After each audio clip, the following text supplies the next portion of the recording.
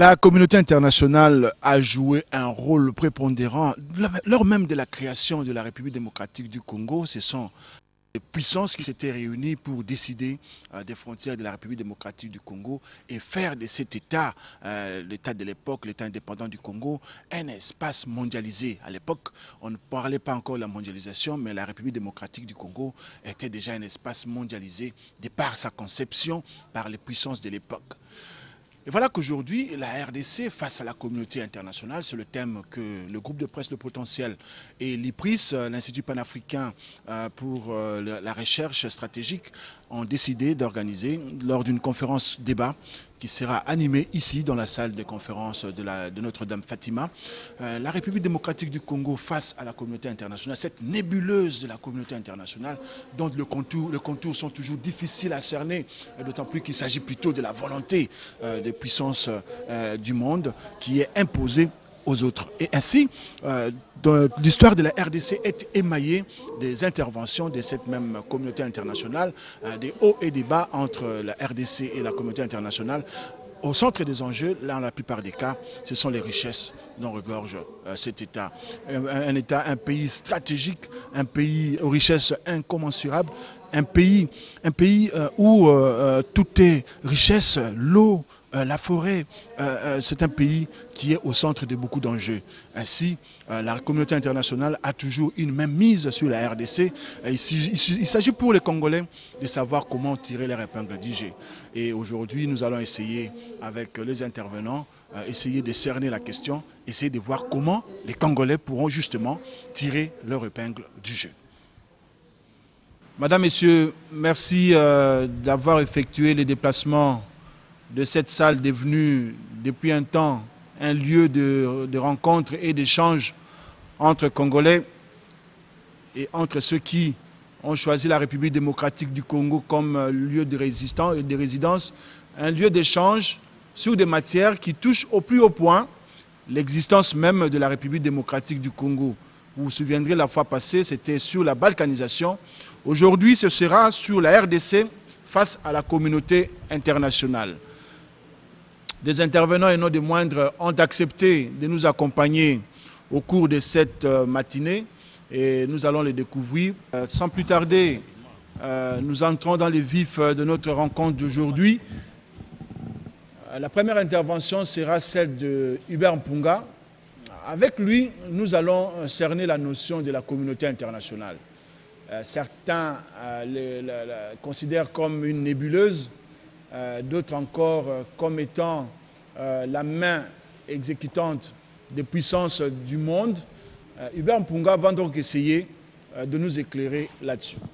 On me demande de parler des rapports entre la République démocratique du Congo, notre pays, et la communauté internationale. Ceci cadré dans ce qui se passe actuellement dans le monde. Le sujet est vaste. Il est amplement vaste. Ainsi ai-je pensé que si, comme j'ai suivi sur l'une des télévisions internationales dernièrement, un message publicitaire qui disait que si la vie commençait par la faim, on ne la vivrait pas telle que nous la vivons aujourd'hui. Ça ne va pas au Congo, ça ne va pas en Afrique, ça ne va pas dans le monde. Ça ne va pas dans le monde au sommet du monde. Toute la superstructure chargée de la gouvernance mondiale, je veux parler du système des Nations Unies et de tous les autres organismes parallèles ou convergents par leur objectif ou par leur organisation, sont mises à mal. Si ça ne va pas partout dans le monde, les causes se retrouvent être les mêmes. Et ces causes se synthétisent dans l'économique. Quand je parle de l'économique, je veux commencer par le processus de gestion, de multiplication et de partage du patrimoine national, du patrimoine mondial, du patrimoine universel et de l'autonomie de chaque espace, de son indépendance, mais surtout de son interdépendance. C'est ce qui nous amène à la géopolitique. C'est un problème de géopolitique qui est en train de secouer le monde maintenant. Si nous regardons très bien, ça ne va pas entre l'ONU et ses agences, dans le sens où elle a perdu presque d'autorité auprès de ces agences. Et tous les membres des Nations Unies, trouvant que ça n'allait pas au sein des Nations Unies pour la gestion du patrimoine mondial, ont commencé à chercher des solutions en dehors du système. Ainsi sont nées toutes les formations et tous les autres organismes informels comme le G8, le G20, le G24. Il y en a beaucoup, le plus vieux étant le G10, qui a vu le jour depuis 1963, suivi du plus large actuellement, le G77, mais qui compte maintenant 130 pays, mais qui a vu le jour en 1964. Mais toutes ces formations où différentes nations se sont repliées pour chercher des solutions demeurent informelles jusqu'à ce jour. Elles se sont multipliées sous toutes les formes, mais les plus actives et qui tiennent les rênes du monde maintenant, qui ont pris le rôle qui devait être celui des Nations Unies, ce sont les deux oligarchies économico-financières. Les deux oligarchies économico-financières. Je veux parler du G20 et du G8. Mais vous voyez que ce sont des structures informelles dont les recommandations, dont les résolutions et décisions ne restent que de simples recommandations. Et par la carence de la personnalité juridique dont ils souffrent, leurs résolutions ne sont opposables à personne, même pas à elles-mêmes. Mais ce sont ces résolutions qui font marcher le monde aujourd'hui. Le Congo démocratique est membre, vous serez surpris, du G77, du G77, l'un des plus vieux. Le Congo démocratique est membre du système des Nations Unies. Il se retrouve dans tous les organismes des Nations Unies. Le Congo démocratique est membre de l'Union africaine, auquel il a appartenu depuis l'OUA, l'ancêtre de l'Union africaine. Le Congo démocratique a des partenariats multilatéraux et bilatéraux avec différents organismes dans le monde. Mais d'où vient que ça ne marche pas entre notre pays et toute cette superstructure de la gouvernance mondiale? C'est le pourquoi, c'est ce qui me préoccupe le plus. Tout a été fait. Si nous rentrons dans l'histoire, depuis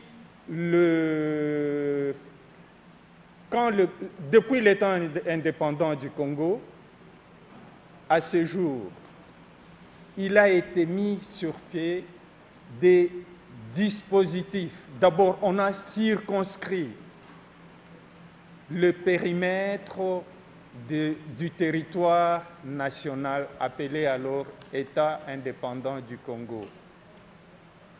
On a mis sur place les différentes structures de gestion. Ça n'a toujours pas marché.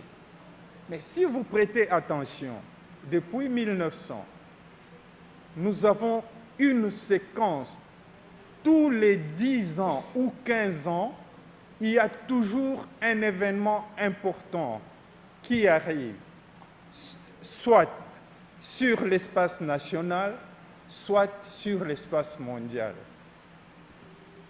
Nous avions eu la Première Guerre mondiale, 14-18. 10 ans après, nous avions eu la crise, le crash boursier de 1929 et toute la batterie de crises qui s'en sont suivies. Après, c'était la Deuxième Guerre mondiale, 15 ans après. Et 15 ans après la naissance des Nations Unies, c'était nos indépendances. Nos indépendances, 15 ans après, je vais parler des 75, le bloc de l'Est, quand le pays était en deux blocs, le bloc de l'Est a commencé à bouger. Et Mao est mort dans l'entretemps et la Chine était secouée. Dans l'entretemps, l'Amérique a entraîné la Russie dans une série et une batterie de négociations formidables qui ont essoufflé la Russie au point où le bloc de l'Est est tombé. Le bloc de l'Est tombe, l'avènement de l'Internet, le développement de nouvelles technologies de l'information et des communications accélère la nouvelle mouvance que nous sommes en train de vivre, la mondialisation. Mais cadrons maintenant tout ce qui se passe dans le monde, dans le contexte actuel, de la géopolitique actuelle. Qu'est-ce qu'il y a? Nous avons, comme par inadvertance, le monde entier commencé à parler de la gouvernance, qui était une notion qui était dans les annales de la Banque mondiale. C'était un concept quantitatif, résultat de la gestion, et avec les difficultés que les métropoles ont connues avec les anciennes colonies, les nouveaux États indépendants, c'est à Biarritz que le concept qualitatif a dû intervenir. Mais d'où vient le mal dont nous souffrons maintenant? Qu'est-ce qui a dérangé les rapports, même une mauvaise lecture des rapports entre la République démocratique du Congo et l'opinion internationale et le monde? C'est cette erreur qui a été commise là. Nous avons commencé à parler du résultat. La gouvernance, bonne ou mauvaise soit-elle, c'est les résultats. Les résultats de quoi? Par qui et avec quoi? Ainsi ai-je pensé à cadrer ce dont nous allons débattre aujourd'hui dans la restauration d'abord de l'ordre de ces concepts. La gouvernance, c'est le résultat d'une gestion. Une gestion, c'est fait par des gestionnaires avec les moyens de gestion qu'il leur faut. Et gérer quoi? Gérer une entité quantitative, qualitative, humaine ou politique. C'est ainsi que j'ai estimé de tracer ou bien de rétablir ou quantifier et matérialiser ce réseau. On ne pouvait pas parler de la gouvernance, donc des résultats de la gestion, sans parler de la gestion. Laquelle gestion j'appelle la gouvernementalité.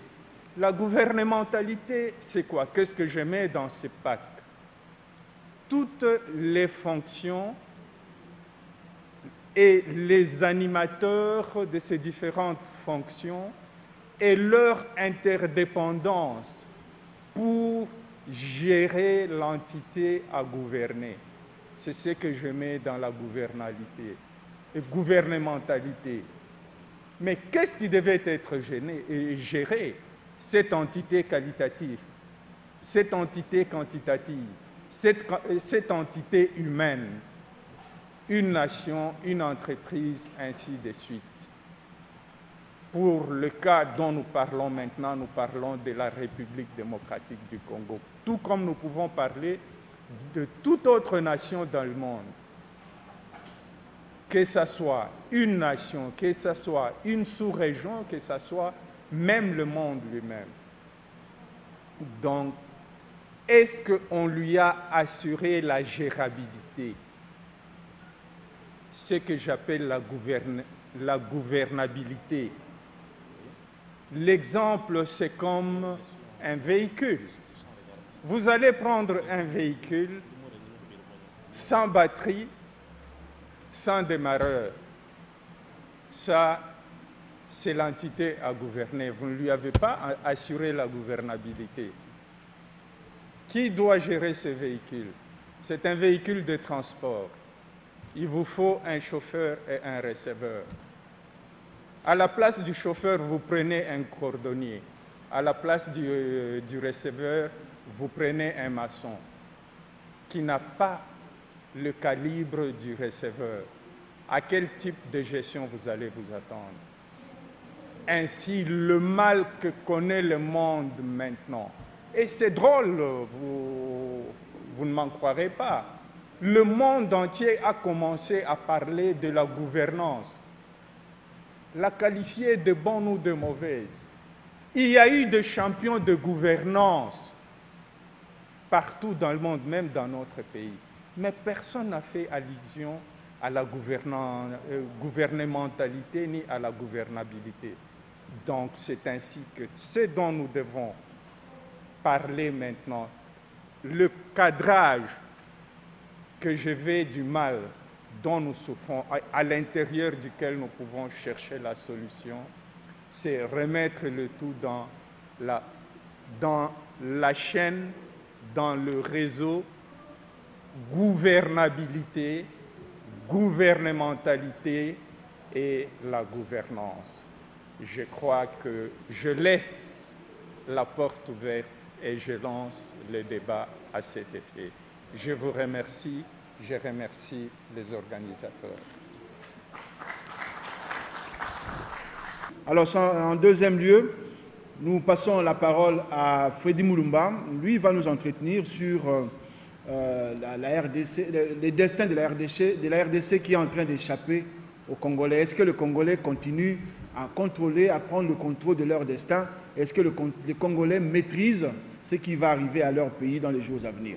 Ce que je vais dire ici, je n'invente rien. Je pense que parmi vous, il y a eu des gens qui ont vécu. Le professeur Bioya a été au dialogue intercongolais. Je pense qu'il va tracer un cadre dans lequel on va faire un débat de fond pour savoir si réellement nous avons encore notre destin en main.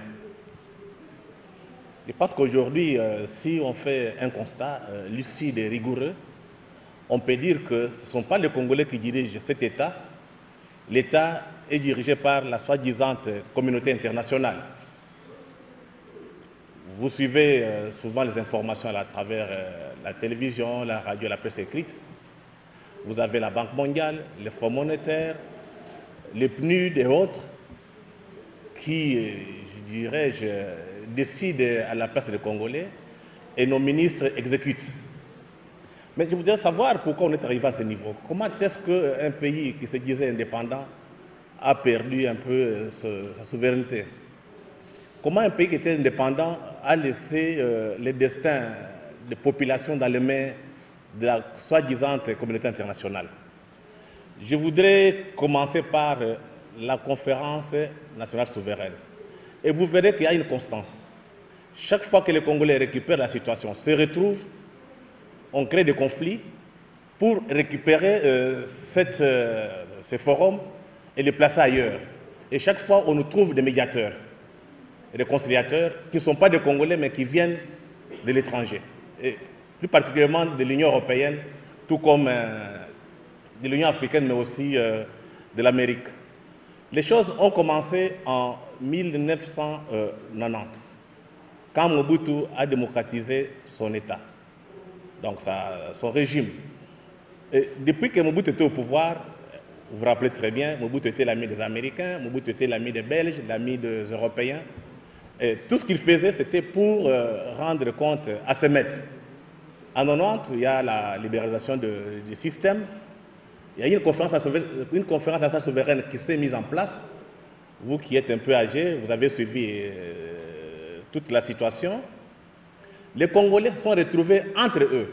Et pour la première fois dans l'histoire de notre pays, on a vu à la conférence souveraine plus de 3000 personnes venant de toutes les couches du pays, venant de toutes les provinces, se retrouver.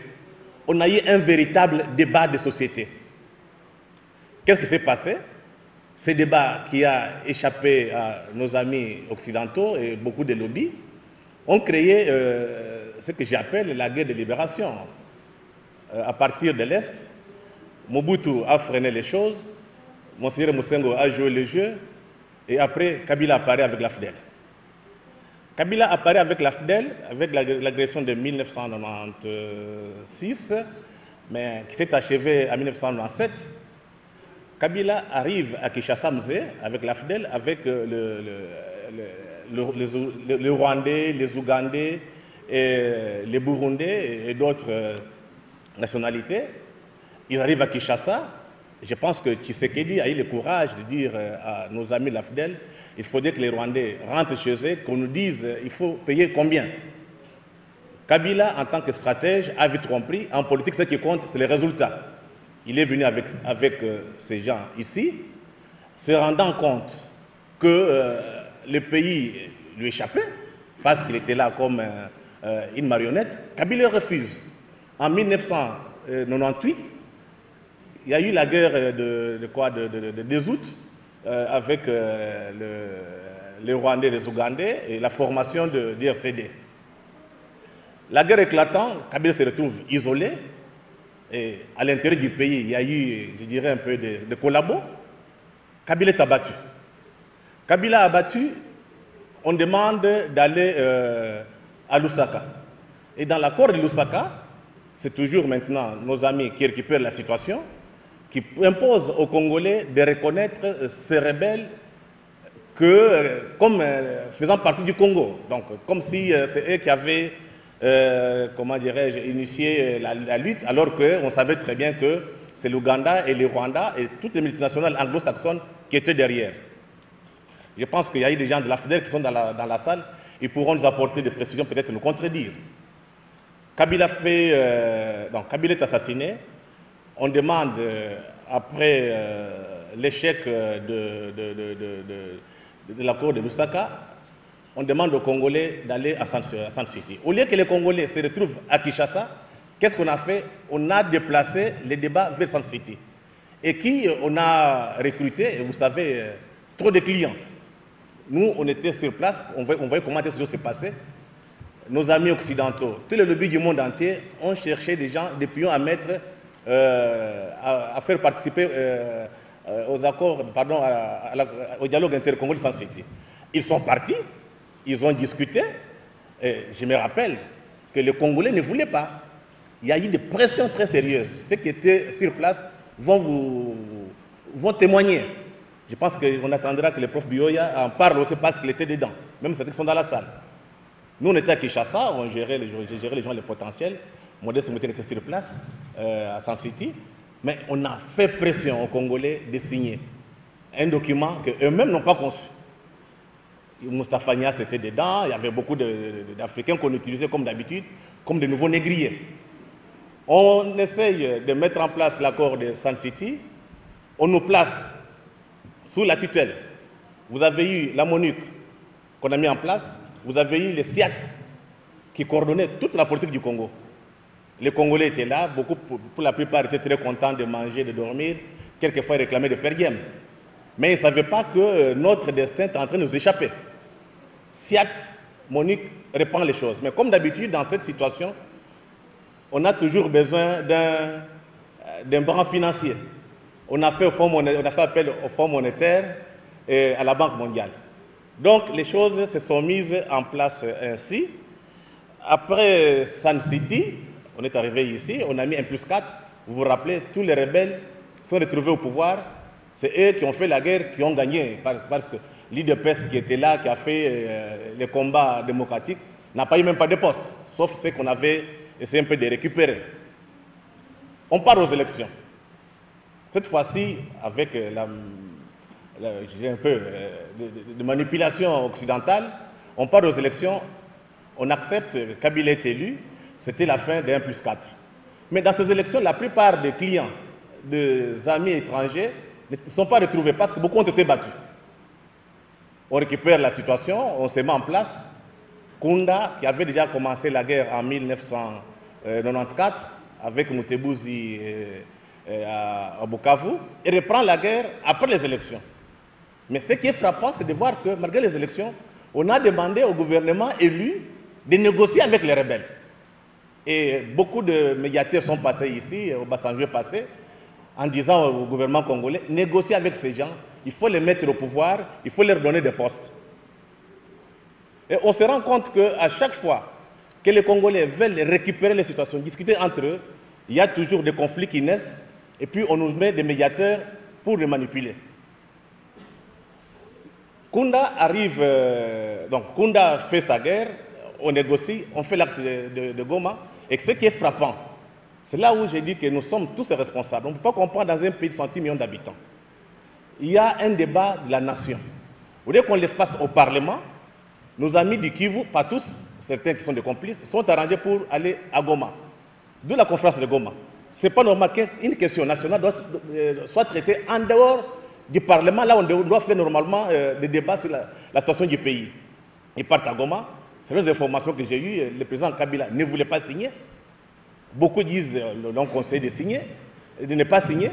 Mais il y a eu des gens qui ont dit, mais si vous ne signez pas demain, les négociations vont se faire en dehors du pays. Et là, les Congolais ont utilisé un peu ce que je peux appeler la résistance passive, c'est d'accepter, de signer, et pour ne rien faire. Et pour nos amis occidentaux, comme d'habitude, ils préféreraient qu'on prenne les gens d'Nkunda, leurs clients, les mettre au pouvoir, donc au gouvernement congolais, et dans l'armée et dans toutes les structures de l'État. Il y a eu résistance.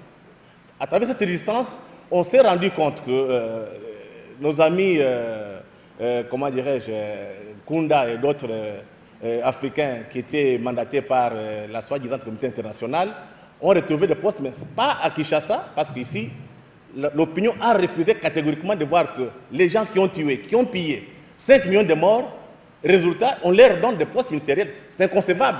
Le même comité international qui vient nous donner des leçons de morale, des leçons de démocratie, préfère qu'on prenne ceux qui ont tué et les mettre au pouvoir. Les gens ont résisté, mais Kunda, avec le CNDP, ont eu des postes dans le gouvernement au Kivu. Je pense que vous suivez un peu ce qui se passe, au moins pour les gens qui sont à l'Est, ils suivent ce qui se passe chez eux.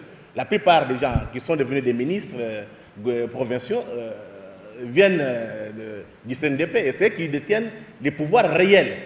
Donc le gouvernement et les autres, les gouverneurs et d'autres ministres ne jouent pas les francs jeux.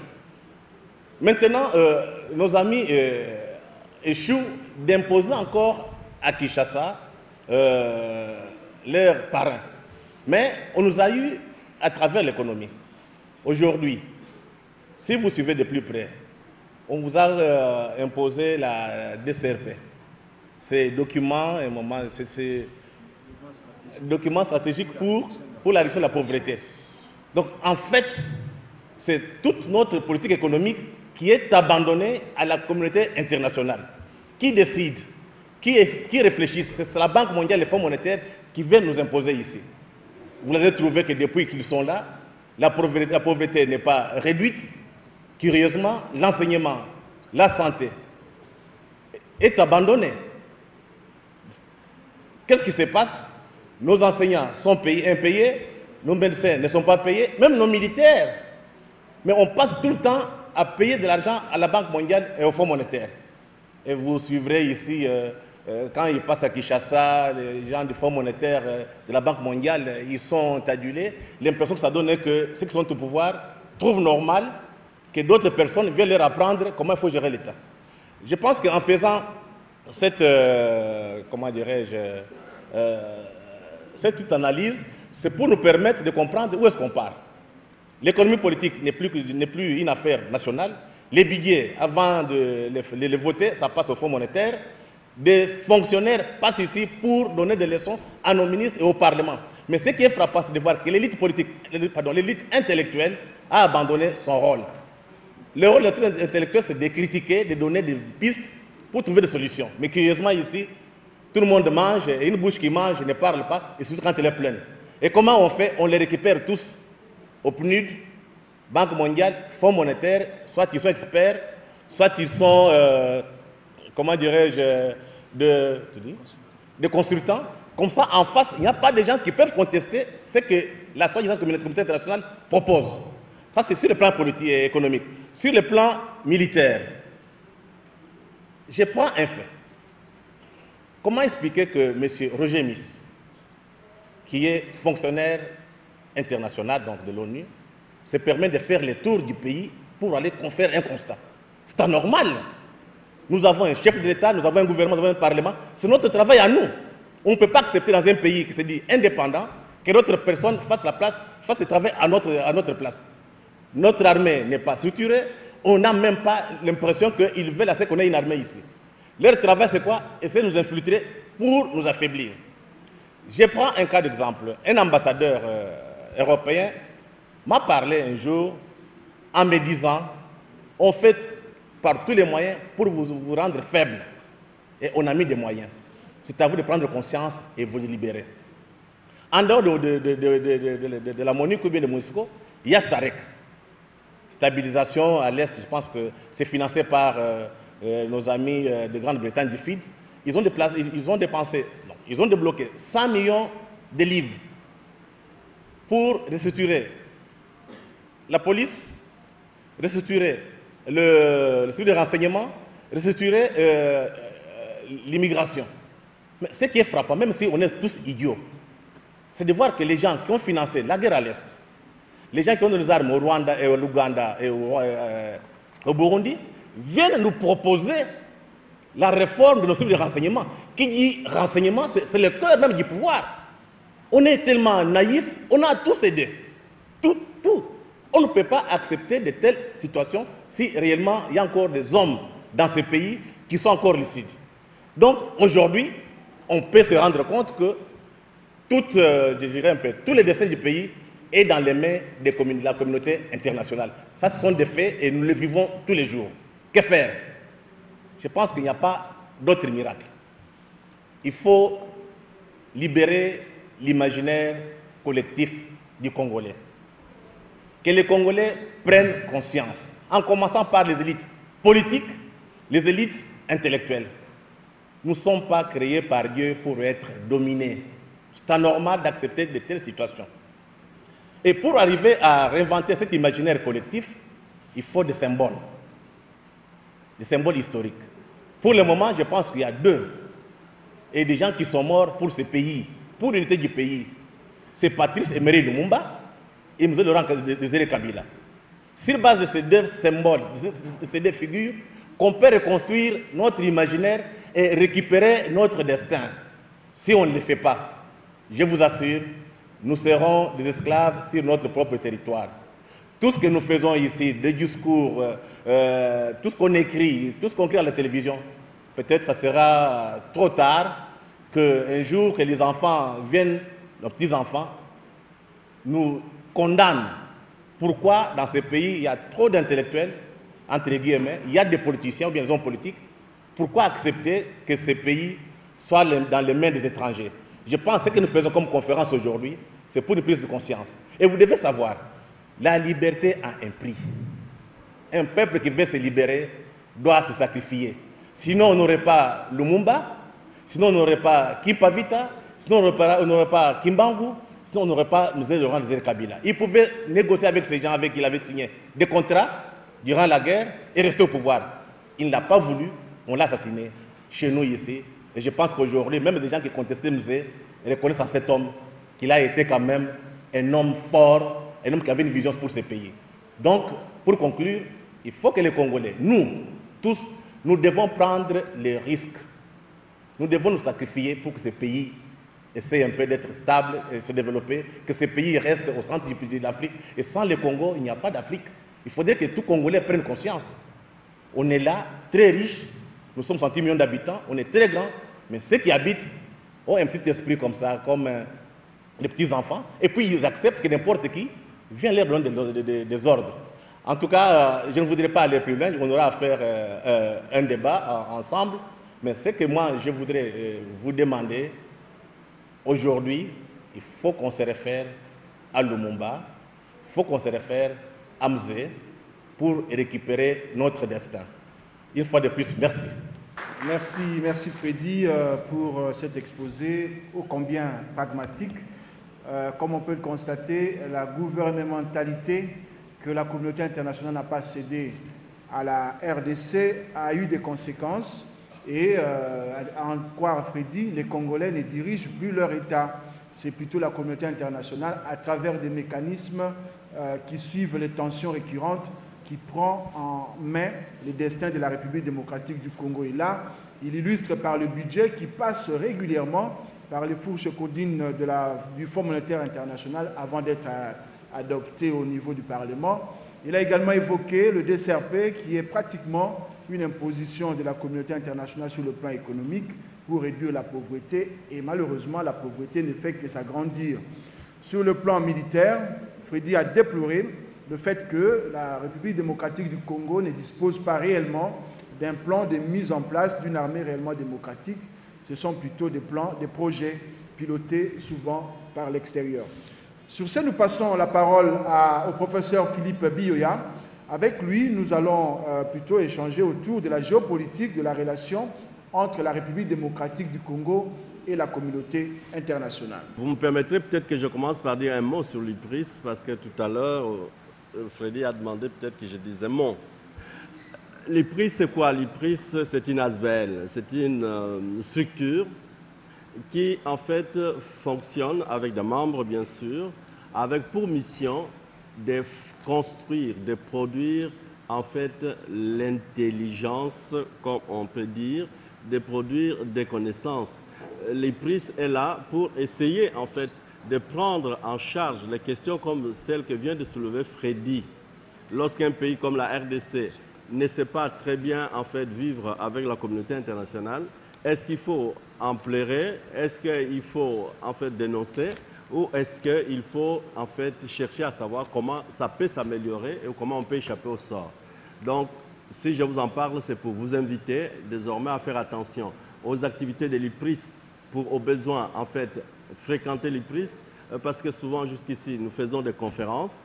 Là, aux jours à venir, nous ferons peut-être en fait d'autres activités comme des séminaires de formation, peut-être aussi quelques programmes de formation spéciale destinés avant tout aux élites, aux décideurs, aux gens qui font des partis politiques, aux gens qui gèrent des administrations, aux gens qui sont des élites dans l'armée. Parce que toutes les questions qu'on vient de soulever ici, ça montre que nous avons au pouvoir des gens qui n'ont pas été formés pour gérer la République.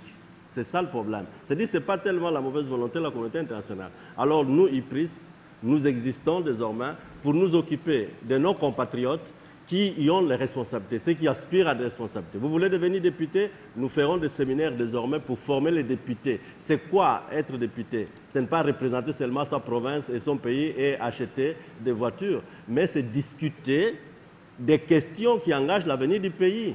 C'est voir quelles sont les lois qui nous protègent contre les étrangers. Or, jusqu'ici, nos députés ne sont pas capables de ça. Nous nous intéressons aux gens qui gèrent des administrations. Vous ne pouvez pas être directeur dans une administration aux affaires étrangères, à l'économie nationale, si vous ne savez même pas comment fonctionne l'économie du monde, comment fonctionne le monde. Si vous ne pouvez pas être un général, un colonel, un major, un capitaine, un officier de l'armée, si vous ne savez pas en fait à quoi ça sert la guerre. On ne fait pas la guerre simplement parce qu'on est vigoureux. On fait la guerre pour protéger en fait ce qu'on a le plus important. Il faut avoir vision du monde. Donc, nous sommes ouverts à toute cette catégorie-là. C'est qu'à la fois nous voulons que vous nous fréquentiez, nous voulons aussi que vous nous apportiez le soutien parce que nous fonctionnons comme vous l'entendez comme ça. Ailleurs, ces structures existent. Ce sont des gouvernements qui financent, ce sont des entreprises qui les financent, ce sont des gens qui ont l'argent qui donnent. Parce que nous ne travaillons pas pour nous-mêmes, nous travaillons pour vous.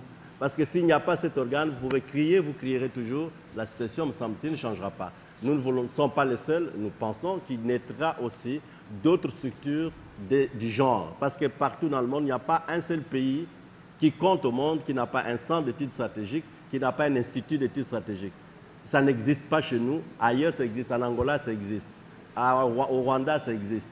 Mais pourquoi chez nous, ça n'existerait pas? Alors, si vous pouvez nous apporter votre soutien, ce n'est pas un parti politique, mais c'est un centre de formation, un centre d'études, un centre de recherche. Mon sujet, c'est, comme on l'a annoncé, la géopolitique, en fait, de la relation mondiale de la RDC. De quoi je vais vous parler? Pour partir de l'exposé de Freddy, je vais vous montrer que si nous cherchions à évaluer le besoin que la communauté internationale a de la RDC, l'intérêt que la communauté internationale définit par rapport à la RDC, par rapport à ses biens, nous mettons ça en balance avec l'intérêt que les Congolais de la communauté internationale, nous trouvons qu'il y a un déséquilibre. C'est que la communauté internationale, encore qu'il faille la définir, ne peut pas vivre sans la RDC, peut-être sans les ressources de la RDC, et ces ressources semblent plus importantes que, en fait, ce que les Congolais peuvent être. Parce que les étrangers pensent que le bonheur des Congolais, ce n'est pas avant tout leur affaire. Le bonheur des Congolais, c'est l'affaire des responsables congolais. Ceux qui cherchent à avoir le pouvoir, ceux qui veulent devenir président de la République, des ministres, premiers ministres, c'est eux à faire le bonheur de leur population. Mais quant à eux, ce qui les intéresse, ce sont des ressources. Et pour posséder ces ressources, ils ont des voies. Ou bien, ils regardent que les Congolais sont organisés, ils ont protégé les ressources et il n'y a pas moyen de les prendre comme ça gratuitement. Ils négocient. Ou alors, ils trouvent que les Congolais ne gardent même pas les ressources, ils cherchent seulement, ils sont comme des gens qui ont perdu la tête, eh bien, ils entrent là-dedans, si vous êtes distrait. Mais si vous trouvez quand même que vous voulez résister, ils vous imposent même des guerres. Donc, nous regardons ça. Mais nous, les Congolais, quand nous regardons au monde, nous cherchons quoi dans le monde? Il me semble, dans un premier temps, que les Congolais cherchent du monde quoi? Cherchent le pouvoir. Ils ne veulent pas avoir le pouvoir chez nous, entre nous-mêmes. On peut faire des colloques, on peut faire des conférences, des dialogues intercongolais. Et regardez d'abord nos dialogues et nos conférences. Ça échoue surtout, ça aboutit autour de quoi? Pouvoir seulement. Nos conférences ne définissent pas, peut-être à part la conférence nationale, qui a fait un grand travail qu'on n'a pas utilisé, nos dialogues, nos échanges ne définissent pas par une sorte de stratégie ou de politique d'orientation générale de ce que nous voulons devenir. On finit nos dialogues par qui va être président, qui va être vice-président, qui doit occuper la primature pendant ou ceci, qui doit être au gouvernement. Or, en faisant ça, nous ne résolvons pas nos problèmes. C'est ça, en fait, de ça que je vais vous parler. Donc, je vais vous présenter le monde, parce qu'on a parlé de communauté internationale. La communauté internationale, on peut l'appeler quoi? Le système international. Le système international, en fait, était d'abord international. International, c'est-à-dire qu'il n'y avait que des États souverains qui étaient membres. Et là, la logique, la présence, les profits étaient en fonction de votre force, de votre puissance qu'on appelle la souveraineté. Selon que vous étiez souverainement fort et que vous aviez le moyen de la souveraineté, principalement l'armée, secondairement la diplomatie et en 3, l'argent. En 4, l'intelligence, les technologies. Selon que vous aviez tous ces faits-là, vous avez l'armée puissante, vous avez la diplomatie forte, vous avez la monnaie et vous avez la technologie. Vous pouvez aller partout et vous imposer votre souveraineté.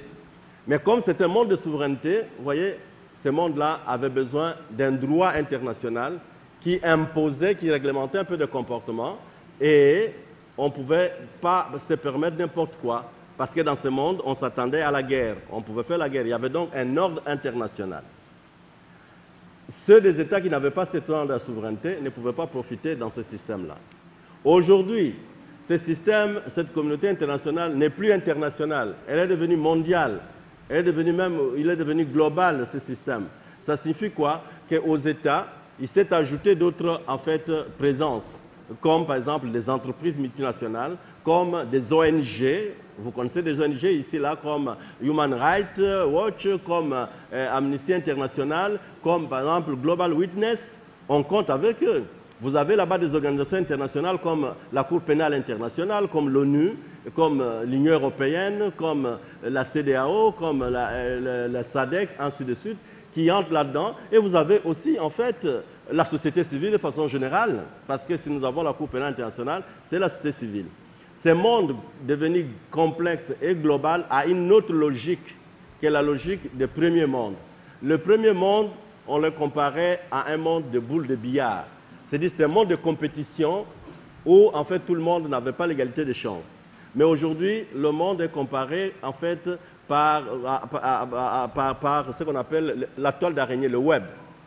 Quand vous visitez, en fait, le web, vous voyez que les pages se superposent. Il y en a plusieurs. Donc, les logiques ne sont plus les mêmes aujourd'hui. Dans le monde, en fait, en web, l'on insiste non plus tellement sur la souveraineté et sur la possibilité de faire la guerre, mais on insiste sur la compétitivité. Il faut être capable, il faut être en mesure, il faut être apte à gagner un enjeu. C'est-à-dire qu'en fait, le jeu-là, il n'est plus un jeu qui se joue globalement autour d'un seul espace. Le monde devient en fait comme une multitude de chemins que l'on fréquente. Ça devient de multitudes de territoires qu'on fréquente. Alors, dans mon propos, je voudrais m'interroger un peu, j'essaie un peu de théoriser tout ce que le discours que Freddy a fait. Quels sont les espaces du monde, quels sont les territoires du monde que la RDC fréquente?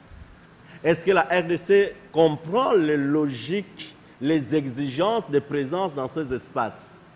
Est-ce que la RDC, qui est présente dans ces espaces, a le moyen, en fait, d'installer son pouvoir, de contrôler ces espaces? Le premier intervenant nous a dit que ce qui est important, en fait, c'est quoi? C'est l'économie. Mais du point de vue économique, dans l'espace économique, si nous prenons le monde économique, la RDC est-il intéressée au monde? On dit oui. Pourquoi? Parce que la RDC a des ressources. Toutes sortes de ressources qui font même l'orgueil de certains. Mais ces ressources, est-ce que la RDC les possède? Est-ce que la RDC va sur le marché mondial avec des produits finis ou la RDC se retrouve sur le marché mondial malgré elle? C'est-à-dire que ce n'est pas la force de la RDC qui conduit la RDC sur le marché mondial. Qui amène le cuivre congolais sur la place internationale? Est-ce que ce sont des entreprises congolaises? Est-ce que c'est l'État congolais ou ce sont des entreprises étrangères? Mais si notre cuivre arrive sur le marché international par les entreprises étrangères, ce n'est pas notre cuivre, ça ne nous donne pas du pouvoir. Donc nous n'avons aucune force que nous tirons de nos ressources, donc nous sommes ridicules. Nous devons comprendre que ça ne devait être comme ça. L'Angola produit du pétrole, le pétrole de l'Angola est commercialisé dans le monde par son Angole. Nous produisons toutes sortes de minéraux. Quelle est l'entreprise congolaise qui produit le coltan dans le monde? Premier espace. Vous voyez, nous n'avons pas la maîtrise de cet espace. Or, dans chaque espace, il y a le pouvoir. En géopolitique, le pouvoir, les territoires, c'est un intérêt majeur. C'est parce que le territoire fait votre identité. Le Congo ne peut pas être une partie du monde s'il ne contrôle pas, en fait, certaines sphères du monde où, en fait, se joue l'identité économique. Donc, nous sommes absents. Nous n'avons pas d'entreprise. Notre fédération des entreprises a été même financée par le ministère de la France, le gouvernement français. Donc, c'est qu'ils sont aussi pauvres que nous. Vous prenez, par exemple, le domaine de la paix. La Freddy a dit aussi qu'on se demande si nous avons une armée. Comment pouvons-nous compter dans le monde des forces? Quand on frappe, par exemple, vous avez vu, on frappe la Libye, il y a même des avions belges. Il y a même un avion belge hier qui est allé bombarder Tripoli. Donc même la Belgique aussi, pour défendre les intérêts de l'Occident, là où il se joue l'identité des Occidentaux, parce qu'ils doivent être là où il y a le pétrole, ils peuvent là, le Moyen-Orient ne doit pas échapper, et tous, même ceux que vous pensez être des faiblards, ils sont là. Parce que lorsqu'on va se redistribuer le butin, lorsque Kadhafi va partir, ils vont revenir pour coloniser la Libye. Il faut que la Belgique dise aussi, moi, mes soldats sont allés mourir là-bas. Mais est-ce qu'il y a un coin du monde où les soldats congolais meurent aujourd'hui pour qu'il y ait demain, quand on va distribuer, que le Congolais soit là? Nous ne sommes presque nulle part dans tout ce jeu. Quand vous voyez nos rapports avec le monde, des rapports avec des États, ces rapports sont équilibrés. Les rapports avec les organisations internationales, régionales ou universelles, nos rapports sont écrits. Nous avons une relation avec le SADC. Mais la SADC est dominée par l'Afrique du Sud. Au point que l'Afrique du Sud s'est donné le droit, à chaque fois que nous avons des problèmes, de nous gérer, de nous dire comment nous devons nous entendre. Ce n'est pas par amour, c'est pour avoir du pouvoir sur nous et c'est pour demain nous dire qu'est-ce que nous devons lui donner. Nous avons aujourd'hui des problèmes avec l'Angola. Pourquoi? Parce que l'Angola a fait la guerre à notre place. L'Angola a défendu nos frontières et l'Angola a vu. Nous avons donné aux Rwandais la CPGL. Nous donnons en fait aux Ougandais le pétrole du lac Albert. Et l'Angola a dit, mais vous me donnez quoi? Rien, je prends de force le pétrole de l'océan. Je prends en fait les frontières de Kahemba parce qu'il y a du diamant. Je me paye. Parce que vous n'avez pas les moyens de dire non à l'Angola. C'est que l'Angola, là, nous dirige. Et on peut le multiplier. Vous prenez même le Rwanda, notre voisin. Vous dites le petit Rwanda. Mais aujourd'hui, le Rwanda nous demande que sur le plan de force, le plan de l'intelligence, mais les Rwandais, eux, ils ont le moyen d'utiliser la communauté internationale en fait contre nous.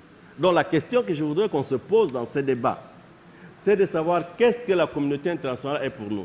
Je ne pense pas qu'on peut définitivement dire que la communauté internationale c'est une mauvaise chose. Parce que nous voyons que le monde là, il produit quand même, non seulement la mondialisation, il produit de nouvelles puissances. Nous avons la Chine, nous avons le Brésil, nous avons l'Indonésie. Nous avons beaucoup de puissances aujourd'hui, nouvelles, mais qui sont nées en fait grâce au monde. Parce que si la Chine devient puissance mondiale, parce que la Chine a compris comment elle peut se vendre dans le monde. La Chine aussi a connu en 1911 la situation comme nous. Tous les Occidentaux sont allés avec des armes pour diviser la Chine, pour coloniser la Chine, pour l'humilier. Mais aujourd'hui, la Chine se redresse et tout le monde redoute la Chine. Ce que la Chine a fait, nous pouvons le faire. Mais pour le faire, il faut savoir comment les Chinois, en fait, réussissent aujourd'hui à relever les défis. Mais les nouvelles puissances comme la Chine viennent aussi avec de nouvelles logiques de la colonisation. Donc, ce qui est en fait un contraste ou une réalité frustrante, c'est qu'au moment où on parle de nouvelles puissances mondiales, l'Afrique reste toujours une colonie et notre pays semble même ne pas être une colonie comme telle. Je crois que c'est plus qu'une colonie parce qu'une colonie, on peut supposer encore qu'on lui a confisqué en fait la souveraineté à un moment donné. Mais nous sommes comme une propriété en fait du monde là. C'est vraiment, c'est pas en termes de colonie, il n'y a même pas en jeu la souveraineté. La manière dont la communauté internationale nous gère, la manière surtout dont nous cherchons la communauté internationale. Et je pense qu'ici, et ceux qui sont des jeunes, et surtout ceux qui sont au pouvoir, je crois que comme nous allons demain même aux élections, la question qu'on doit se poser, ce n'est pas est-ce qu'il faut faire absolument les élections ou pas. Pourquoi nous faisons les élections si les élections accroissent notre, en fait, degré de soumission et notre incapacité à comprendre le monde? Parce que tous les Congolais veulent faire les élections. C'est vrai, moi je ne suis pas contre. Mais nous faisons les élections pourquoi? Parce que le problème, ce n'est pas l'élection. L'élection ne résout aucun problème chez nous. Alors comprenons d'abord comment le monde fonctionne. Si nous faisons les élections pour montrer aux autres que nous avons compris, que nous devenons adultes, ça vaut la peine. Mais regardez comment... Bon, je prends ces jeux-là. Vous prenez les jeux régionaux. Est-ce que nous sommes un pays africain? Si vous lisez notre constitution, je crois que c'est l'article, je ne sais pas si c'est 217, on dit que nous sommes prêts à aliéner notre souveraineté pour l'unité africaine. La question que je pose, est-ce que vous connaissez d'abord l'épaisseur de votre souveraineté? Pour combien le Congo est-il encore souverain? Et qu'est-ce qui reste dans votre souveraineté pour vous donner à l'Afrique? Parce qu'en termes de souveraineté, nous sommes entièrement sous contrôle de l'Union européenne, de l'Amérique et aujourd'hui de la Chine. Maintenant, parce que les Occidentaux, ils utilisent l'ONU pour coloniser à nouveau l'Afrique, pour lutter contre la Chine, quelle doit être notre réaction? Est-ce que nous allons faire des élections qui vont empêcher notre récolonisation? Prenons alors le niveau interne, parce qu'on ne peut pas être fort dans le monde quand on n'est pas une réalité à l'interne. Comment vivons-nous à l'interne? Quelles sont les relations entre les partis politiques du Congo? Est-ce qu'on peut créer des partis pour être toujours en guerre? Parce que Freddy a dit qu'on nous impose des guerres. Mais on nous impose des guerres parce que nous aimons ça. C'est nous qui aimons la guerre. Aujourd'hui, si vous allez par exemple à la majorité présidentielle, les gens utilisent leurs intelligences pour créer des conditions de guerre. Regardez Burkina Faso. Blaise Compaoré s'est fait élire il n'y a pas 2 mois. Aujourd'hui, il est confronté à une rébellion, pratiquement à la mutinerie de l'armée. est-ce qu'un pays qui a connu des guerres depuis qu'il est indépendant, qui voit que les élections partout on les fait, ça aboutit à des problèmes, est-ce que ce pays peut mettre en place des commissions électorales dans des conditions qui précipitent les élections pour que demain on se retrouve dans des situations de guerre? Est-ce que vous savez comment demain les militaires vont se comporter, comment les pays voisins vont se comporter, comment les étudiants vont se comporter et comme ça? Est-ce qu'on ne peut pas avoir le temps de raisonner? Pourquoi les Congolais ne sont plus capables de raisonner, de réfléchir? Lorsque vous considérez donc la réalité des rapports que nous avons avec le monde, ce qui nous manque le plus, c'est que nous n'avons aucune intention. Nous ne formons aucun rêve. Nous n'avons aucune ambition par rapport... Le monde, la terre a été créée par Dieu pour tout le monde. La terre entière est à la disposition de tout le monde et chacun peut les posséder ou en faire ce qui bon lui semble. Est-ce que nous pensons aussi que la terre entière, ça nous a échoué et que ça peut nous échouer? Ou il n'y a que le Congo que nous appelons le paradis. Ça, si nous appelons Congo paradis, le paradis, c'est un territoire de toute l'humanité. Alors, si vous êtes le paradis, vous devez dire si vous êtes le paradis égoïste, spécifique, ou vous êtes le paradis du monde. On ne peut pas. Donc, vous avez des identités qui ont problème. Il faut refuser d'être un paradis. Des Congolais, même les plus intelligents, disent que nous sommes un scandale géologique. Depuis quand un scandale peut être un motif d'honneur, un motif de fierté? Si on nous dit scandale, c'est que les gens sont étonnés que Dieu ait donné aux Congolais incapables toutes ces richesses. Donc nous devons cesser de parler de scandale géologique. Qu'est-ce que nous pensons en fait de la cohésion nationale comme moyen de force? Parce que les étrangers ne peuvent pas nous respecter si nous ne parlons pas d'une même voix, si nous ne sommes pas d'accord sur ce qui est plus essentiel, plus fondamental. Or, la politique, on ne la fait pas pour en fait servir les clivages, les différences. Nous faisons la politique pour nous opposer, pour déchirer le pays. Et que voulez-vous que la communauté internationale fasse d'un pays où les gens ne veulent pas s'entendre, mais qui a des biens qui sont importants pour leur avenir? Quand vous laissez ces biens-là dans vos conflits et que le monde se condamne parce que vous n'êtes pas capable de vivre ensemble, commencez par comprendre que si on vous impose tout, on vous contrôle, on contrôle même vos présidents et vos gouvernements, la faute n'est pas à l'autre, la faute c'est nous-mêmes et je voudrais qu'on en discute. Je vous remercie. Merci, professeur Biyoya, qui, d'entrée de jeu, a estimé que le bonheur des Congolais devrait être l'affaire des dirigeants congolais eux-mêmes, des dirigeants congolais qui recherchent de la communauté internationale la souveraineté, qui tirent de la communauté internationale la souveraineté de leur puissance, au lieu de le chercher auprès de la population. Les Congolais cherchent le pouvoir auprès de la communauté internationale, a-t-il dit. Et la RDC, plutôt que d'être... le monde est devenu ainsi un réseau, mais la RDC continue à vivre comme si c'était un îlot où il ne faisait que noir. Les partis politiques qui se créent en RDC mettent en eux-mêmes les conditions de guerre alors qu'ils devraient chercher le bien-être de la population. Après cet exposé du professeur Biyoya, nous allons accorder la parole au docteur Emmanuel Kabongo Malou. Avec lui, on va voir comment le destin de la RDC échappe aux Congolais et comment on a amputé une pensée autonome aux Congolais. Donc, il m'a été demandé de discuter, de parler de l'amputation de la conscience politique autonome de la RDC par la communauté internationale. Donc, l'idée principale est ici de discuter sur le fait que non seulement la communauté internationale aujourd'hui se substitue aux institutions dirigeantes de la RDC, mais de s'interroger comment cette substitution apparaît comme normale aux Congolais qui n'aspirent pas à se prendre en charge, à diriger leur pays, comme s'ils avaient perdu ce qu'on appelle la conscience politique autonome. Parce qu'en situation d'autonomie, un peuple se dirige lui-même. En situation d'autonomie, un peuple prend primordialement les décisions qui exigent, qui prônent son existence propre. Donc, l'autonomie signifie ici qu'un peuple a la mainmise sur sa politique nationale, sur son économie nationale, il a la mainmise sur l'ensemble des décisions qui fondent son existence. Et que quand un peuple perd la capacité de se prendre en charge, de prendre en charge sa vie, de prendre en charge des décisions qui engagent sa vie, ce peuple a une conscience qu'on appelle une conscience non autonome, c'est-à-dire hétéronome, c'est-à-dire une conscience qui dépend d'ailleurs, qui répond aux normes et situations d'ailleurs et non aux normes et situations endogènes. Donc, il m'a été demandé de discuter pour voir, pour interroger l'histoire, pour voir comment est-ce que les Congolais, pendant des années, ont perdu cette, n'est-ce pas, cette conscience autonome qui est fondative de l'être humain. Il n'y a pas d'être humain s'il n'y a pas une autoprise en charge.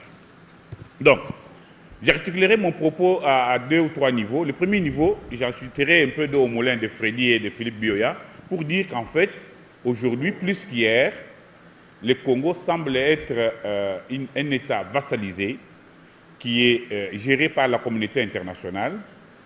Et au deuxième niveau, je m'interrogerai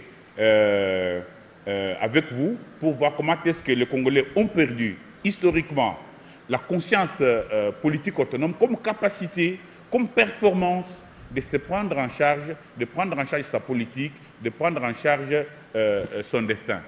Et après, on verra s'il y a quelques possibilités pour essayer de changer le cours des choses. Philippe l'a dit, Freddy l'a dit, aujourd'hui, quand vous regardez notre gouvernement, c'est un gouvernement qui se satisfait non de la prospérité ou du bonheur de son peuple, des peuples dont il a amené le destin historique, mais c'est un gouvernement qui se satisfait du satisfait donné par le Fonds monétaire international. Nous avons tous suivi pendant 1 semaine, 4 semaines, non, le gouvernement est satisfait de la stabilité macroéconomique et des points positifs décernés par, n'est-ce pas, le Fonds monétaire international.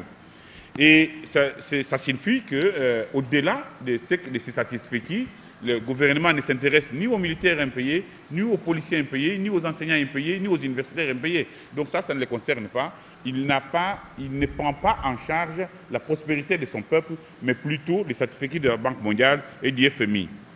Mais ce que je voudrais ici appuyer, c'est que, une chose incroyable, tous nos ministères sont doublés, à l'intérieur de nos ministères que nous avons ici, notre gouvernement, sont doublés par ce qu'on appelle des agences internationales d'exécution, qui ont pris en charge les prérogatives régaliennes des ministères et de l'État.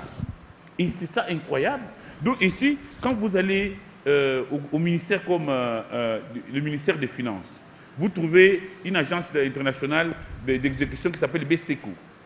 C'est la Banque mondiale. C'est cette agence qui reçoit de l'argent, qui finance les projets, qui les exécute. Quand vous allez au ministère de l'Agriculture, vous trouvez une histoire qui s'appelle PARSA. Tout ça, vous allez vous débrouiller pour voir ce que ça signifie. Hein, PARSA. C'est le PARSA là qui gère les projets, qui les finance et qui doit, n'est-ce pas, on dit, comme objectif principal, chercher à augmenter la production agricole en Afrique, au Congo. Quand vous allez au ministère de la Santé, vous trouvez une agence internationale qui s'appelle JICA. C'est japonais. C'est un truc qui s'occupe des ressources en santé et tout. Mais le gouvernement fait quoi? Quand vous allez au niveau de l'environnement, vous trouvez un truc qui s'appelle CEFDAC. CEFDAC. C'est le CEFDAC qui a pour fonction de faire la certification forestière, de faire la gestion des forêts, au nom en place du ministre. Ce sont des fonctions, ce sont des prérogatives régaliennes. Quand vous allez au ministère du portefeuille, vous trouvez une histoire qui s'appelle COPIREP. C'est la Banque mondiale. Et c'est COPIREP qui est en train de, n'est-ce pas, de mener ce qu'on appelle la privatisation en pièces détachées des entreprises congolaises et de tous les services de base. Quand vous allez au ministère des Mines, vous trouvez une histoire qui s'appelle ProMine. C'est géré par la Banque mondiale. Et ça continue le travail qui a été fait par Camille, dont la tâche fondamentale a été de céder aux étrangers tous les espaces miniers congolais. Et aujourd'hui, ce travail est fait par une histoire de la Banque mondiale qui s'appelle ProMine. Quand vous allez au ministère du Plan, vous trouvez une histoire qui s'appelle ICOP. C'est l'ICOP qui reçoit de l'argent, qui finance les ONG, qui fait ceci. Donc, quand vous allez au ministère de la Défense, vous trouvez une histoire qui s'appelle ESEC. ESEC. Union européenne, Security, c'est ça. Au ministère des Budgets, vous trouvez une petite histoire qui s'appelle REGED. REGED est financé par PNUD et c'est REGED qui valide les budgets de l'État au niveau du ministère des budgets. Donc, ça, donc ce sont des choses que vous devez savoir. Nous parlons de notre pays. Vous ne saurez pas jusqu'à quel niveau nous sommes pris en charge si vous ne savez pas qui sont là et qui font. Et comme vous le savez, aujourd'hui, tous les hommes politiques congolais, avant les élections, vont à la MONUSCO pour poser des requêtes, pour dire, voilà, nous avons besoin de la sécurité, le gouvernement ne peut pas nous sécuriser. Si la fonction principale d'un gouvernement est de sécuriser son peuple, et que notre gouvernement n'est pas capable de nous sécuriser, et qu'il faille aller à la MONUC pour déposer des requêtes, et que la MONUC aujourd'hui a fait recours à son appel, à son mandat de stabilisation pour dire, voilà, dans ces mandats, nous avons aussi le devoir de protéger les civils. Donc c'est comme si notre gouvernement n'a plus cette matière en charge. Et mieux encore, quand on parle de l'avenir de la RDC, ce n'est pas ici qu'on en parle, c'est une ONG internationale, OSISA, qui appelle les politiciens congolais et la société civile, qui les réunit à Pretoria, et on parle de notre pays, en dehors de notre pays, sous les auspices d'une petite organisation internationale qui s'appelle OSISA. Ça, c'est, comme vous le dites, j'allais oublier de vous rappeler que quand dernièrement le Premier ministre Mouzito a dit, voilà, nous devons prendre en charge nos ressources pour augmenter notre budget, on a vu une dame de la Banque mondiale venir avec une histoire qui s'appelle Matrice. Donc, pour la gestion de nos mines, pour la gestion de nos ressources minières, nous devons suivre un tableau de bord établi par une jeune femme de la Banque mondiale et qui a imposé ça à Mouzito. Et Mouzito a fait toute une journée de réunion pour dire, voilà la matrice. Est-ce que vous vous imaginez? Donc, il ne faut pas rire, ça fait pitié. Et il y a aussi le fait que, vous l'avez suivi, Freddy l'a dit, quand le Premier ministre a dit, voilà, pour le plateau continental, on ne va pas discuter, on doit nous donner le pétrole. Et aujourd'hui, qu'est-ce qu'on dit? Voilà, nous allons étaler les négociations jusqu'en 2014. C'est-à-dire, on donne à l'Angola le temps nécessaire d'épuiser, n'est-ce pas, les réserves pétrolières, et puis on n'en parle plus. Et entre-temps, l'Ouganda a commencé l'exploitation du lac Albert sans nous, du lac Albert sans nous, tandis que le Rwanda utilise déjà le gaz méthane et tout sans nous. Qu'est-ce qu'il nous reste? Il nous reste le bloc Albertine qui est situé dans le parc du Virunga. Et voilà, on nous dit, voilà, nous devons exploiter ça, on donne ça à une entreprise anglaise, et on nous dit, voilà, cette entreprise a une technologie chirurgicale. C'est-à-dire que cette entreprise va exploiter notre pétrole dans notre parc le plus emblématique sans en polluer l'espace. Est-ce que vous vous imaginez? Ce sont des choses qui ne doivent pas être dites. Mais au-delà de ça aussi, quand vous prenez ce qui nous échappe, donc vous avez vu l'espace politique nous échappe totalement, mais regardez aussi l'espace commercial. Regardez le commerce au Congo, regardez les entreprises commerciales, regardez les banques.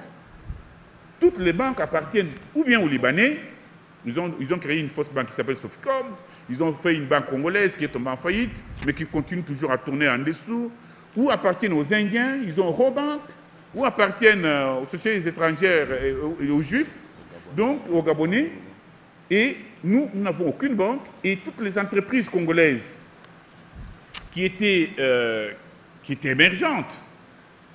Nous avions Itex Africa, qu'on a démoli, qu'on a démantelé, alors qu'une entreprise de textile a une durée de vie de 200 ans. Mais celle-ci a été démolie, vendue aux Chinois, et aujourd'hui on trouve ce coin-là, on dit voilà, c'est devenu un espace immobilier où on construit des petites maisons, où on loue à des prix chers. Donc on détruit une entreprise qui produit des tissus au Congo, pour donner aux Chinois qui nous imposent aujourd'hui des taxes transparentes que nos femmes n'aiment pas non plus d'ailleurs. Donc, il y a là des choses qui se passent. Les manger congolais sponsorisés par une entreprise qui s'appelle Congo Futur, qui nous amène des coups de poulet, des cuisses de poulet, des ceci. Et les entreprises congolaises qui pouvaient fonctionner dans l'agroalimentaire ont été mises en faillite, ne peuvent pas fonctionner parce qu'il y a là un dumping terrible venu de l'extérieur. Et les Indiens nous imposent leurs produits chimiques, nous imposent leurs produits pharmaceutiques au détriment des industries congolaises. Donc nous sommes là dans une destruction qui est totalement déplorable parce que nous sommes devenus des esclaves d'autrui. Et regardez les infrastructures, c'est les Chinois qui y règnent. Ils sont devenus eux-mêmes pire même que les Congolais. Ils peuvent bloquer une route quand ils veulent. et l'ouvrir quand ils veulent, sans prendre précaution de vous dire, voilà, ici, cette route sera bloquée et à cette heure, elle va répondre. Ce sont des précautions qu'on prend dans tous les pays du monde quand le peuple est respecté. On ne peut pas avoir dans un pays où une route, vous venez comme ça de l'université, vous arrivez à l'université, on vous dit non, voilà, cette route est bloquée, et vous trouvez là-bas plus ou moins 200 000 véhicules qui tournoient. Ça rend les gens nerveux, il y a des maladies qui se donnent. Donc il y a là des vrais problèmes qu'il faut dire, avec raison à Freddy et à Bioya, que notre pays nous échappe de plus en plus. Et que, comme il nous échappe, nous allons finir par devenir des apatrides. Parce que quand vous n'avez pas de gestion de votre pays, quand vous n'en profitez pas, vous devenez vraiment des gens inutiles. Alors moi, la question que je me pose, c'est de savoir, comme je l'ai dit tout à l'heure, quand les pays se dirigent, quand les natifs, les autochtones, dirigent leur propre pays, prennent des décisions au niveau qui engagent toute la société, quand ils mettent en marche ce qu'on appelle la politique nationale, c'est-à-dire un processus d'appropriation de l'espace et des richesses d'un pays par leurs propriétaires souverains qui sont les peuples autochtones, et on appelle ça l'autonomie d'une conscience politique. Alors quand un peuple n'est pas capable de prendre des décisions qui engagent sa vie, qui n'est pas capable de faire une politique, n'est-ce pas, nationale, qui permette au peuple de profiter des richesses de leur pays, alors on parle là d'une conscience hétéronome. J'allais ajouter que quand vous faites les bilans de toute la production législative de nos chambres basses et nos chambres hautes, vous verrez que toutes les lois, la majorité des lois qui ont été produites, comme le disait Philippe Bioya, ce sont des lois qui ont permis aux étrangers de s'accaparer de nos richesses minières, de s'accaparer de notre commerce. Et même maintenant, ils ont fait une loi pour notre entrée forcée dans l'OADA. Vous savez que c'est parce que quand le gouvernement a pris la décision de revoir les contrats miniers et tout, on a dit « Ah non, bon, ces gens-là, ils commencent à nous emmerder » et on nous a fait une entrée forcée dans l'OADA. C'est-à-dire aujourd'hui, quand vous avez des problèmes avec tous les mafieux occidentaux qui tournent autour du Congo, ce sont des tribunaux de Londres, des tribunaux de Washington qui vont nous tuer et nous nous retrouverons avec des dettes extérieures parce que ces gens-là sont malins. Quand ils condamnent le Congo, ils mettent ça sur la dette extérieure. Vous comprenez? Donc c'est l'ensemble de ces phénomènes qui font que nous sommes convaincus que, nous ne sommes pas convaincus, c'est empirique, ça paraît clairement que le Congo nous échappe. Et il faut s'interroger comment un peuple comme nous, 70 millions de personnes, sur un espace aussi grand qu'un sous-continent, doté de richesses assez fabuleuses, avec du soleil toute l'année et de la pluie, nous pouvons devenir tout d'un coup comme ça, n'est-ce pas, les esclaves de nos voisins, les esclaves d'autrui. Et comment ce processus a eu lieu? Parce que ça serait une erreur méthodologique de penser que cela s'est fait en une année, en un jour, en une décennie. Non. C'est un processus long et lent de décimation de la conscience politique autonome d'un peuple qui a commencé depuis, disons, un siècle. Moi, je prends le temps d'un siècle, c'est-à-dire depuis Léopold II jusqu'à ces jours. Et qu'aujourd'hui, nous sommes arrivés dans ce qu'on appelle la période de grandes contradictions fondamentales qui apparaissent devant tout le monde. Et si nous ne les cassons pas, ces contradictions vont nous avaler. Donc, qu'est-ce qui s'est passé? Comment se fait-il que, 50 ans après l'indépendance, les Congolais se retrouvent dans une situation de dépendance, dans une situation, n'est-ce pas, d'esclavage sur leur propre pays, dans une situation de vassalisation et qui ne s'explique pas? Qu'est-ce qui a fait que nous avons perdu notre mémoire en tant que peuple pour nous diriger, pour nous prendre en charge, pour faire des exigences? Je pense qu'il faut comprendre ici 3 petites choses. La première, je le répète, c'est ce que l'autonomie en tant que capacité, compétence, performance d'un peuple de se prendre en charge à n'importe quel prix, de mettre en place une politique nationale qui tienne compte de ses attentes et de ses intérêts, de mettre en place une politique nationale et une politique économique, une économie nationale qui prenne en charge d'abord le consommé local. Cette conscience politique autonome a pour source centrale la conscience historique.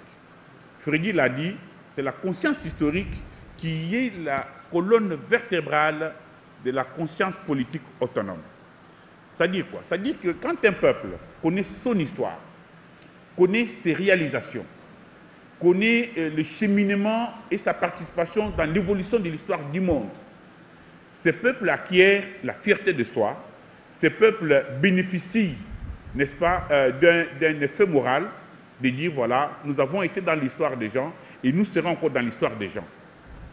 C'est de ce moment-là, de cette conscience historique, découle une identité collective, c'est-à-dire un ensemble de valeurs qui réunit un peuple autour de son entité vitale. Et cette identité historique, cette identité collective s'exprime par l'autonomie. Donc je me répète, nous les Congolais, nous avons perdu notre autonomie politique comme conscience parce que nous avons perdu notre histoire. En fait, le problème, c'est de se demander qui êtes-vous pour que vous sachiez qu'est-ce que vous pouvez faire. Donc, il y a là un problème réel qui est celui de la conscience historique. Donc, ceux qui ont voulu que les Congolais perdent leur autonomie en tant que capacité de se prendre en charge, de diriger leur pays, de faire en place une politique nationale et une économie nationale, ont dû décimer l'espace de notre conscience historique, ont dû décimer l'espace de notre historicité. Et c'est en jouant sur ça que petit à petit, le Congolais a fini par perdre, n'est-ce pas, de lui-même, par perdre son image de lui-même, par perdre de lui-même une image positive. Parce que qu'est-ce que vous voyez au Congo aujourd'hui? C'est un peuple, n'est-ce pas, qui a de lui-même une image très négative. Et cette image très négative, cette autoperception négative influe totalement sur sa façon de vivre, sur sa façon de concevoir le monde, sur sa façon n'est-ce pas, de faire les affaires. Et c'est ça ce qui crée le problème. Je vais vous l'expliquer, je vais en parler doucement, je vais y aller doucement et on y arrive. Donc, qu'est-ce qui a été détruit? C'est la conscience historique du peuple congolais en tant que peuple qui a une identité collective, qui a une solidarité collective, et en tant que peuple qui a des ambitions collectives. Donc, c'est cette identité qui a été détruite. Oui. Et ça a commencé à partir de Léopold II en 1885. À la conférence de Berlin, quand Léopold II prétend qu'il y a un État indépendant au Congo, en fait, il n'y a pas d'État indépendant. C'est qu'il y a un État esclavagiste. Pendant 13 ans de la période léopoldienne, Léopold II va installer au Congo des violences brutes.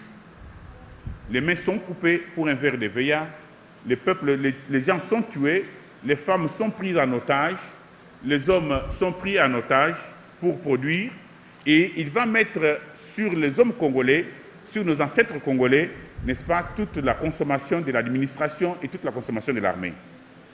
Ce qu'il faut dire ici est que quand les grandes violences cycliques empêchent une population de revenir sereinement sur elle-même, empêchent une population de s'approprier mentalement et physiquement de son espace vital qu'est le Congo.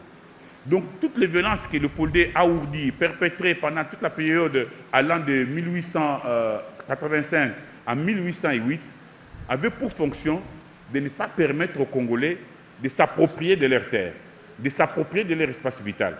D'autant plus qu'à la conférence de Berlin, un principe a été levé, accepté par tout le monde, que le Congo est une terre de commerce international. Et comme terre de commerce international, il ne doit pas apparaître là-dessus des velléités, des nationalités, des nationalismes, c'est-à-dire des gens qui diront que cette terre nous appartient, nous devons en profiter. Il fallait éviter qu'au Congo ne naissent de telles velléités. Et c'est à partir de ce principe fondamental que tout va être mis en œuvre. Sous Léopold II, pendant 13 ans, il va tuer, il va bannir les gens. Vous savez que quand on fait des bannissements, c'est-à-dire on prend des chefs locaux, on les amène, on les change des espaces, c'est-à-dire on les coupe de leurs sources vivifiantes, qui sont leurs terroirs, et on les amène dans un autre terroir qui ne leur appartient pas, et ils ne peuvent plus communiquer avec les ancêtres. Donc, à partir de Léopold II, quand Léopold II laisse le Congo à la Belgique, il y a une phrase qui est utilisée pour qualifier le Congo. On parle de l'empire du silence, c'est-à-dire un espace où les gens ne réclament jamais rien, où les gens, sous un esclavage tout à fait rigoureux, mais sont contents d'être sous cet esclavage. C'est ça le paternalisme. Et la Belgique reprend le flambeau à partir de 1908 jusqu'en 1960. Qu'est-ce que la Belgique va opérer? Là, la déstructuration de l'identité congolaise devient plus féroce. Elle est mécanisée. Elle devient plus assise. Comment? Parce qu'en fait, les Belges ont compris que pour maîtriser les Congolais, il faut le savoir, il faut les rappeler aussi que malgré la violence de Léopold II, il y a eu beaucoup de révoltes, n'est-ce pas, pendant cette période, les Kandolo, la colonne de Danis. Donc, malgré la violence de Léopold II, qui n'hésitait pas à tuer, à couper les mains, jusqu'en 13 ans de gestion léopoldienne du Congo, il y a eu 10 millions de morts. C'est ce qu'on appelle l'Holocauste oublié. Mais aussi, les Congolais de ce temps-là n'ont pas eu peur. Ils se sont battus. Les Kandolo ont fait une véritable révolte. La colonne de Danis avait une véritable révolte. Les Saliboko, les Msiri et les autres se sont battus. Alors, pour mettre fin à ça, quand les Belges prennent la gestion coloniale du Congo, ils disent qu'il faut détruire la mémoire historique. En fait, c'est quoi? Ils se sont rendus compte que malgré une administration lourde, malgré une armée féroce, il est resté au peuple colonisé, n'est-ce pas, une force incroyable, c'est-à-dire son imaginaire, c'est-à-dire sa mémoire collective, sa mémoire historique. C'est une mémoire qui, dans des conditions de colonisation, agit comme une mémoire alternative et pousse les gens, pousse le peuple à se révolter, à refuser les conditions du joug. C'est ainsi que les Belges vont mettre en place tout un système pour déstructurer cette mémoire collective, en commençant par les tueries des chefs locaux. Vous savez, beaucoup de chefs locaux sur l'espace qu'on appelle le Congo ici ont été assassinés parce qu'ils étaient tout simplement des détenteurs des pouvoirs et des connaissances endogènes. Et en les coupant, en les assassinant, en les tuant, on coupait le peuple de sa mémoire historique, de sa mémoire collective, donc de sa conscience historique, comme conscience d'autonomie. Et ils vont mettre en place un système unique au monde de destruction, de confiscation des œuvres d'art. Toutes nos œuvres d'art, quand nous parlons aujourd'hui, même quand nous regardons nos amis belges, quand nous nous saluons, il faut être conscient que toutes nos œuvres d'art... Il y a le débat qui va suivre. Mais bien sûr. Donnez-moi encore 20 minutes. 2 minutes. Je n'ai pas fini.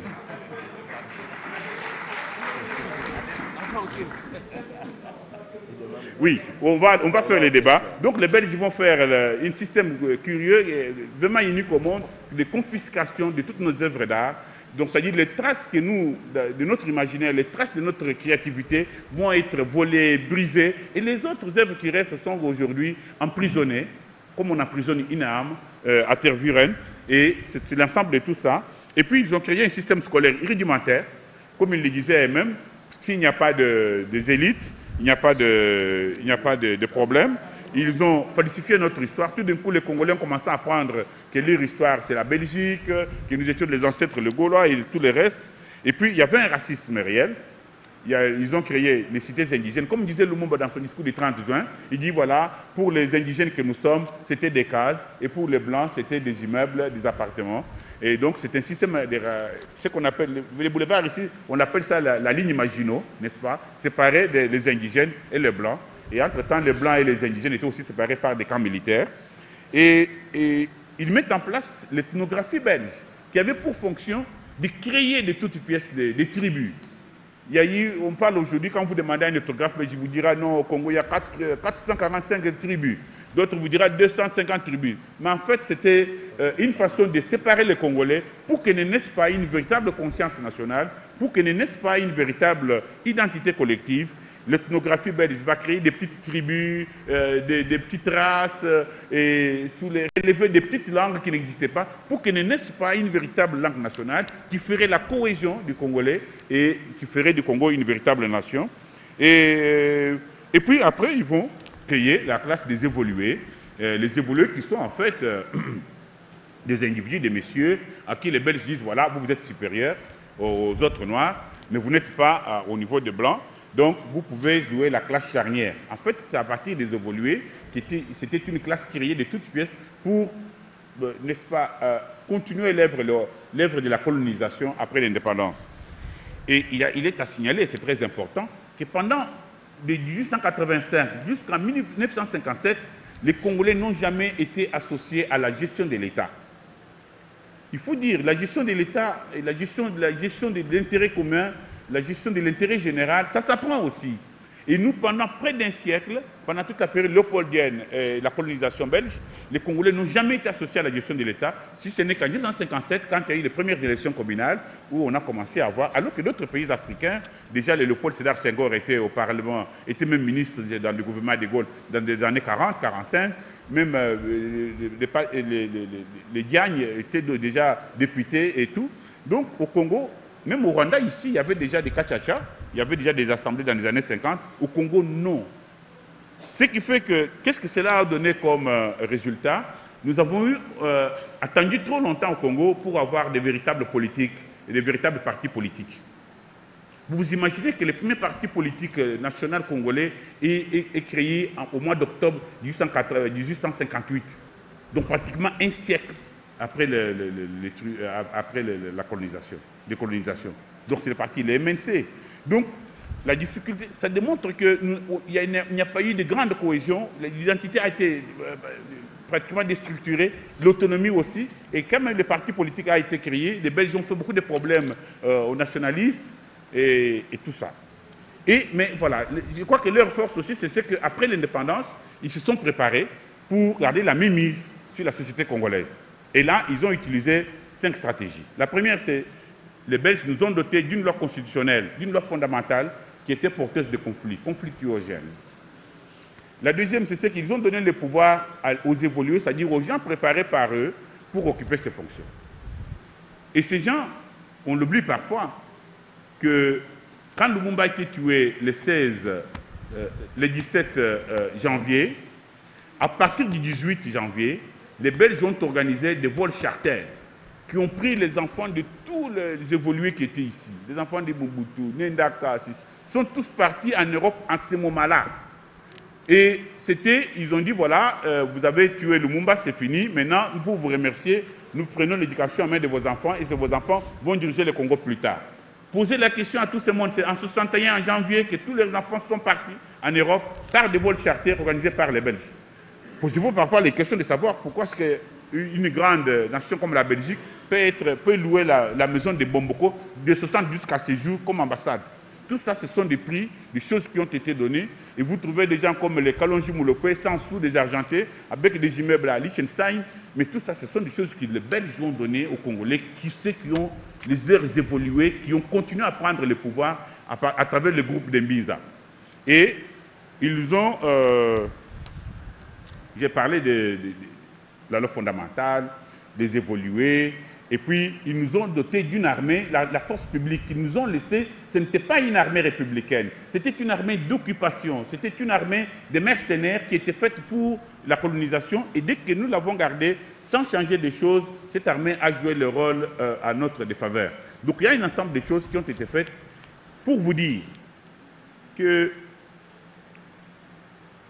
du fait que le Congo a été considéré dès le départ comme une terre de réserve de matières premières, de eaux et forêts pour la communauté mondiale. Cette communauté mondiale, en ce moment-là, il n'y avait que 14 puissances à la conférence de Berlin, s'est organisée en sorte que n'apparaisse pas au Congo une véritable conscience politique autonome. Et aujourd'hui, 50 ans après les indépendances, on se rend compte que l'indépendance acquise en 1960 était une coquille vide, qu'au fur et à mesure que le temps venait, les Occidentaux, la fameuse communauté internationale, s'organisaient pour reprendre le pouvoir. On l'a vu, quand Mobutu est parti, Mobutu était un de leurs hommes, Mobutu était un des meilleurs hommes de cette communauté internationale, malgré ses bruits et ses discours. Et quand Kabila Mouzé est venu, avec le discours de Lumumba, on a dit « tu ne vas pas faire une minute », on a coupé la tête. Donc face à ça, la communauté internationale n'hésite pas à assassiner, à tuer et aujourd'hui à corrompre des jeunes gens qu'on place dans des structures pour éviter que le Congolais ne puisse prendre en charge leur propre pays, ne puisse mettre en place une politique nationale qui permette aux Congolais de vivre mieux, qui permette aux Congolais de s'apprécier, de devenir solidaires sur leur propre sol. Et c'est ça le grand danger. Et je pense, au cours de la discussion, sur le cours du débat, nous nous poserons des questions de savoir comment est-ce qu'aujourd'hui les Congolais peuvent reconstruire tant soit peu leur mémoire collective, reconstruire tant soit peu leur capacité organisationnelle pour se prendre en charge. Nous n'avons pas de choix. Bienvenue, je vous remercie. On fera les débats. Merci beaucoup. C'en est fini pour aujourd'hui. La République démocratique du Congo face à la communauté internationale, les enjeux sont énormes. L'appropriation de la conscience nationale, de la conscience historique est la voie obligée pour les Congolais de reprendre le contrôle de leur pays, de reprendre le contrôle des richesses. L'Occident ne s'intéresse qu'aux richesses, ne s'intéresse pas aux Congolais. Il appartient aux dirigeants congolais de se soucier du bien-être du peuple congolais. Merci et à la prochaine.